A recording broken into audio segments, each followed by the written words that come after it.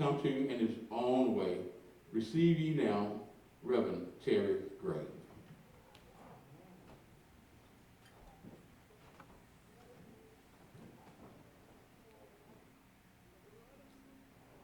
First, giving unto God, my pastor, my brothers, sisters in ministry, my wife.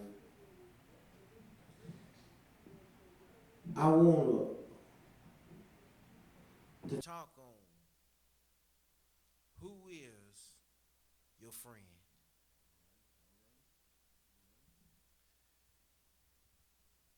Society has a different picture that they paint about being a friend. But I want to know, who is your friend? And why you call them your friend. Right now in society, is so much going on that we don't know which way to turn. But I want to start with coming out of the book of Matthew. And it's the 17th chapter, but it's the 22nd verse and the 23rd verse. When they come through in Galilee, he said to them, the Son of Man is going to be delivered into the hands of man. They will kill him, and on the third day he will be risen to life. And the disciples were feeling miserable, weary. But I want to talk about what a friend that you have and you have in Jesus.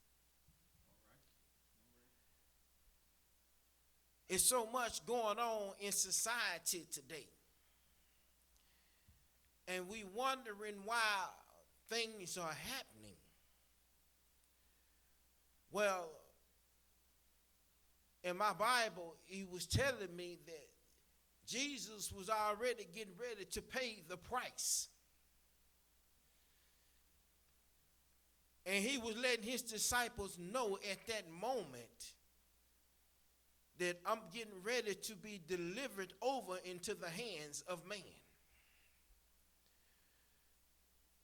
So in other words, what I'm saying is that he getting ready to pay the ultimate price that we cannot pay for ourselves. But nowadays is that who you calling your friend? See, Jesus was my friend and still is my friend, because I know that he got me covered from the front to the back. But you have to understand who's your friend. Everybody say that I'm your friend, I'm your dog, and I got your back. We like brothers, but nowadays brothers and friends is the one that's killing and shooting and committing crime. It make me think about that the parents that they have. See, the parents that we have nowadays is not like the parents and the grandparents that I was raised up under. Because the parents and the grandmother that I was raised up under, I was taught discipline. I was taught how to love. I was taught how to appreciate God for who God is in my life. I was taught to put God first. See, nowadays, we not putting God first. It's because society tells you that right now, you know, that you're, quote unquote, that you have to live by a certain standard. Which means that everything that materialistic, jealousy, right now is playing a big part in life. One getting jealous because the other have a better car or a better house or even more money than what he have. Instead of him appreciating what he have and allowing God to bless him with more than what he. can't expect God to bless you when you're not blessing him. You can't expect God to allow you to have more if you can't appreciate what you have now. And see, that's the thing, is that we so caught up in society and what society say and everything that society is doing. But Jesus is letting us know right now when he was telling the disciples that I'm being ready to be delivered over into the hands. But then not only that, he said on the third day that I will rise. But see, you have to understand, when he rise, he said, I'm going to rise with all power in my hand. But then just because you nailed me to the cross don't mean that you took my life. What it means that I laid my life down. But I laid my life down for you. But then who are you laying your life down for someone? There's no greater love than someone that have given their life for someone. You see, love is not based on condition.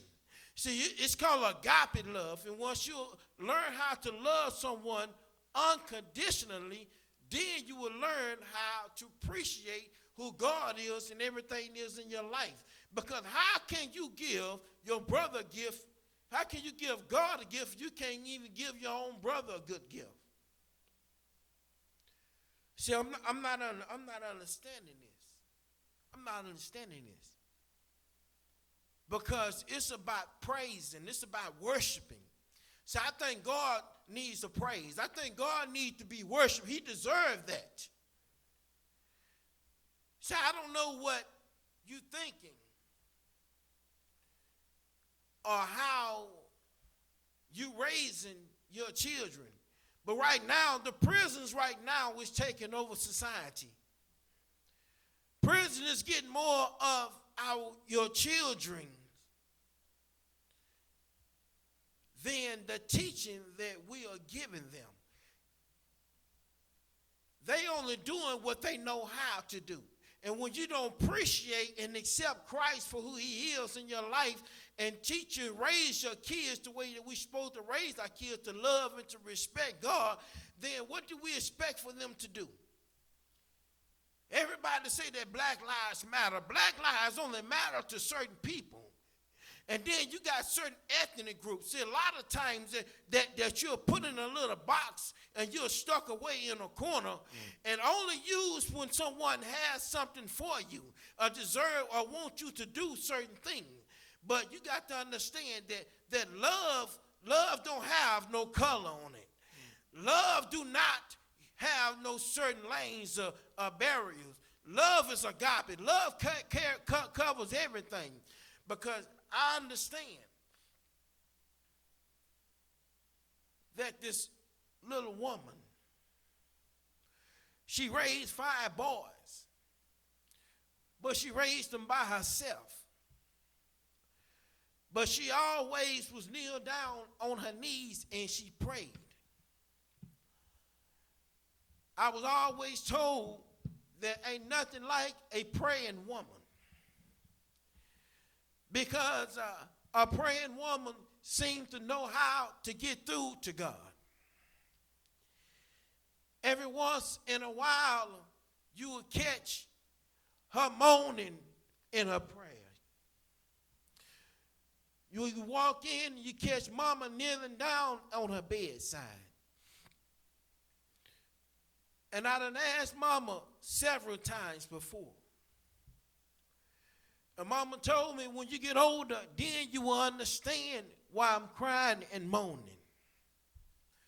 She was thanking God in her own way for keeping her boys safe. So I don't know about you today, but the God that I serve brought me through from hard times and tribulation. And then I remember when mama used to say that I'm going to put you in God's hand and God's going to take care of you. In spite of everything that I have gone through in life, in spite of the things that I might have said and done, that my God still kept his hands around me. Even when I drove up and down the street like a madman, when I had an attitude problem.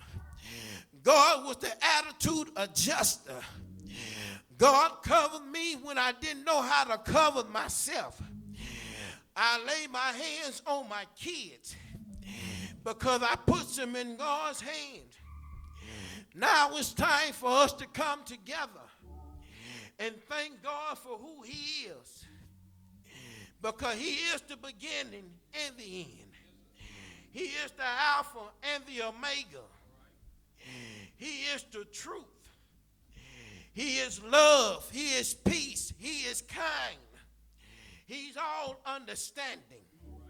So I don't know about the people today, but the devil right now is creating a problem. And the problem that he creating is tearing up homes. The problem that he have right now is putting us in our grave. So now it's time for you to grab hold to your children and lay your hands upon them. Prostrate before God and let them know that God has everything. Now it's time to change your mindset. It's time for us to stop playing games. It's time for parents to stop being our kids' friend. It's time to be parents and teach them what thus saith the Lord. I'd rather for my child to fear me and respect me than to be his friend and he go and spend the rest of his life in prison or die and go to hell because I didn't teach them right from wrong.